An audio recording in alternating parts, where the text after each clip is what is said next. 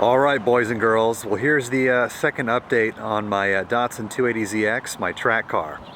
As you know, I recently took her to Sonoma Raceway where the car performed fantastic. Drove it up there, raced it all day, drove it home. Not one single issue with the car, and all on one single tank of gas. So I'm going to tell you all about how the car performed, its shortcomings, and essentially what I have done to the car since the last track day, since the last update on it.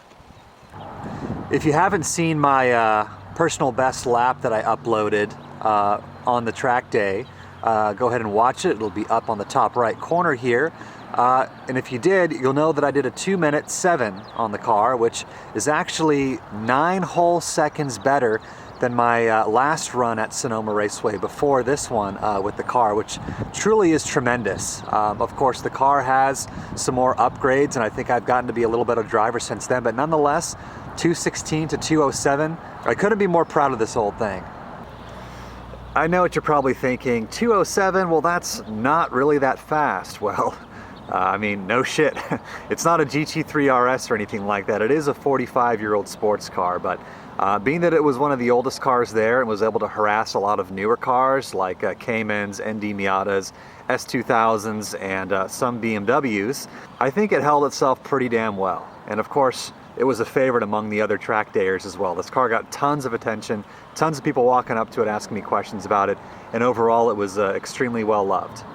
So, how did the car behave? The car behaved very well. At my last track day, I had a couple of issues. I had the brakes just not working at all the second half of the day and going into the dirt on the corkscrew. And then I had, of course, obviously the head gasket, which has been solved, but then I had a bunch of understeer. And the understeer was a combination of the stock alignment without those control arms and the suspension strut setting. So the car, in both regards, behaved better.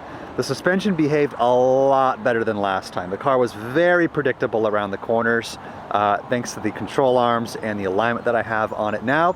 Still does tend to understeer just a little bit. Not a whole lot, just a little bit. So may want to do something about that in the future. Generally speaking, the car is handling as neutral as it ever has before. You can see I haven't even washed the car whatsoever. Haven't even filled up the tank. I still got about 1/8 of the tank left in this thing. It did take some battle scars. There were chunks of rubber on the track. I have no idea why, but halfway through the day, there were a shitload of tire chunks and shreds everywhere. Got to hit here, hit here, hit here, hit here, hit there, hit there. A couple of splats on the windshield from pieces of tire as well. Took out a lot of bugs, but this is literally how the car came off the track. I've done nothing to it since that day. So let's talk about some improvements I've made to the car between the last video and now, and how they've made the car function on the most recent track day. So starting on the outside, working our way in, the tires. I have upgraded the tires to Yokohama Advans from the Kumo X-Does. These are 300 tread wear as opposed to the 400 tread wear. Definitely a decent amount stickier. And the same size, 215 55 R16, they're W rated too. Not that this car can do 170 miles an hour, but it'd be nice to know the tires would hold up if somehow this car could do that fast. But then going in a little closer, did some work on the brakes. So we've now got Stop Tech slotted rotors, semi-metallic pads as usual. All the fluid, or at least I think all the fluid, has been flushed out for dot 4, previously dot 3. And then if we pop the hood,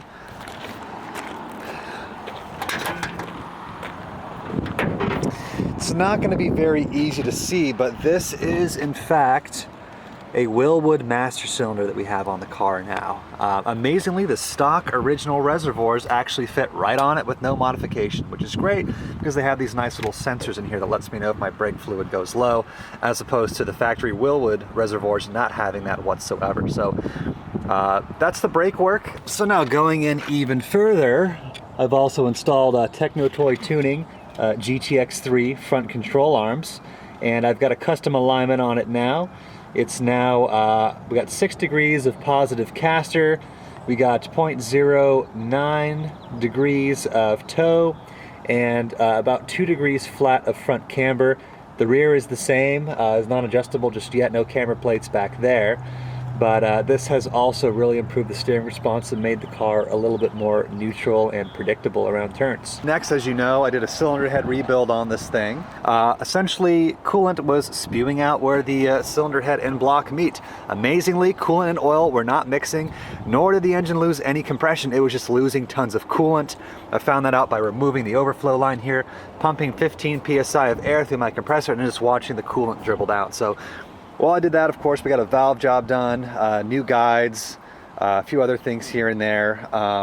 Shaved the head down by 0.5 millimeter. You can kind of tell if you are a Z engine expert, you can tell that that casting is a little bit shallow there at the bottom, and that's because the head has indeed been shaved. So now we're running about 9.3 to 1 compression. I do have to run mid-grade gas now, given that higher compression. Not a big deal whatsoever. Does not leak a damn thing. I mean, this coolant level here is exactly how it was when I left for the track day, and it's exactly the same now, as I said. As far as any other engine stuff goes, we got a reman distributor now. I sent this one out as a core to advanced distributors out in the Midwest. Did a custom curve on it for the specs of the engine that I have and I'm going to have. Start with 16 degrees initial, and then I forget what it curves out to. I think it's like 38 or something like that. I don't run vacuum advanced though. So that was a great improvement. Car fires up a lot stronger, runs better when cold, and pulls really well above 4,500 RPM. Yeah, so engine runs fantastic. I'm not sure how much of a power increase this gave it. Maybe 5 or 10 horsepower. I'd probably guess the horsepower of this engine be around 170 as of now, but I mean, it does 0 to 60 in 6.5 seconds. So I mean, that's over a whole second over what it does stock. So that's still pretty damn good. But that's essentially what I've done to the engine since last update. I've also done a little bit of work to the steering system. As you see, we've got polyurethane bushings in the rack now. Also, here's a quick tip. If you've got a manual rack in your 280ZX, it's a 280Z rack. It's just a carryover from the last few years. There is absolutely zero difference. It uses the same outer and inner tie rods, same bushing, same boots, same all of that stuff. So if you're looking for 79 to 81 280ZX power steering rack bushings and you're not coming up with the right ones, it's 280Z. That's what it all is. So yeah, new inner and outer tie rods, boots, polyurethane bushings as well. Also, in case you haven't noticed, I now have milk fab polyurethane engine mounts on this thing as well. This has definitely helped turn in on the car. It's pretty interesting. Looking over my last footage at Laguna Seca, when I would go into a hard turn, my stick shift would move like a 1/2 inch each side, as if the drivetrain was moving independently of the body. And when entering those turns, it would feel like the car would kind of shimmy a little bit, like it would kind of feel off balance or this weird inertia kind of feeling. And I narrowed that down to old clunky motor mounts. So I went ahead and hit up Milk Fab for these. You can't see it, but I've also got an upgraded center mount for the transmission as well. So now the drivetrain is super, super tight.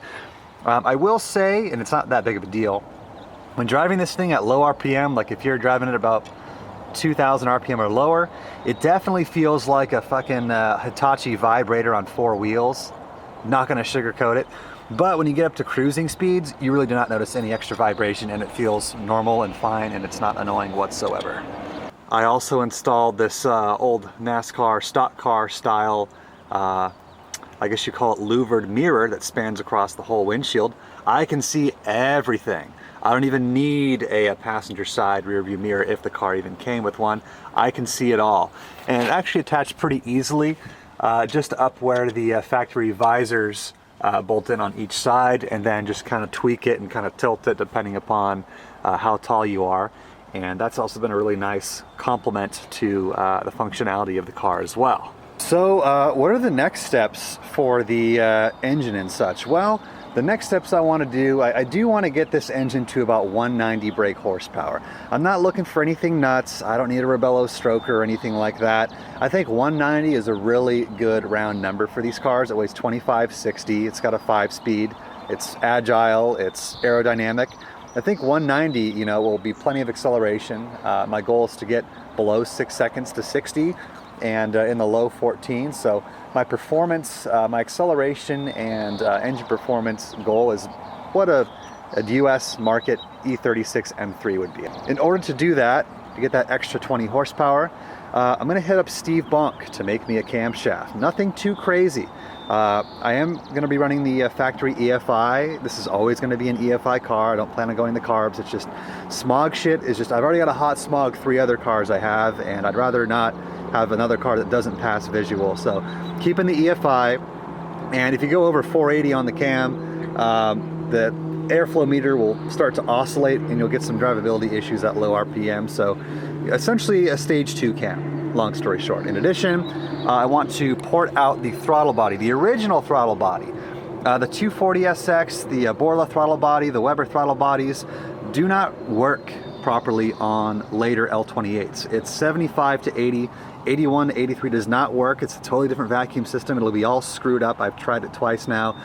So, and I don't want the headaches. You know, I also want everything else to work. I want idle air control to work and all this other stuff because it all works perfectly on this car right now.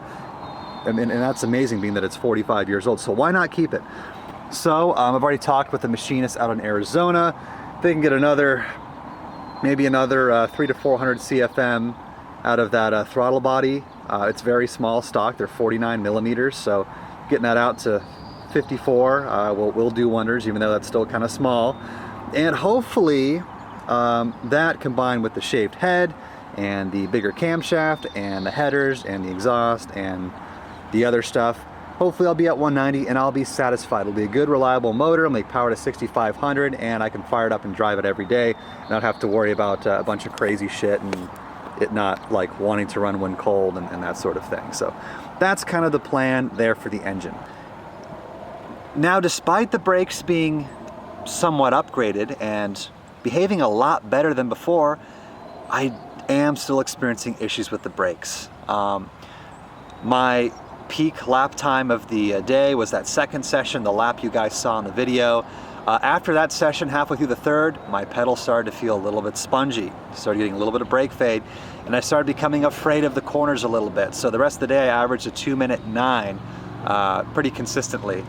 And that's because I was braking a lot earlier and softer. So the brakes are better, but they're still not where I want them to be. I think one of two things happened. Either I've glazed the rotors and have to get them skimmed again because they are pretty new, or I've boiled some .3 that's left over in the system. When I hit the brakes, even just driving up here at the end of this road, the pedal still feels squishy, like there's still something there. So I don't think it's disc glaze. I think maybe something boiled inside the system and now there's some bubbles. So I'm gonna bleed the brakes, then see how they behave. Maybe there's some .3 left in it that got a little bit boiled, and that's maybe where my issues are coming from. But we'll see. Eventually, I may need to go to just straight up Willwood big brakes. That may be the solution. Sonoma Raceway is also very challenging for the brakes on your car. You have to brake a lot more than you do at Laguna Seca. Laguna Seca is also a bit faster, so you get more air going through the brakes. But you know, we'll see how that behaves at Laguna. It'll be this fall as well, which will be a lot cooler than it was at Sonoma, probably about 10 or 15 degrees cooler. So I'm gonna kind of do one more test, do a couple more things, and if I'm still experiencing these issues at Laguna Seca, well, then I'm throwing in the towel and getting Willwood big brakes. That's what's gonna have to happen. So now we go inside.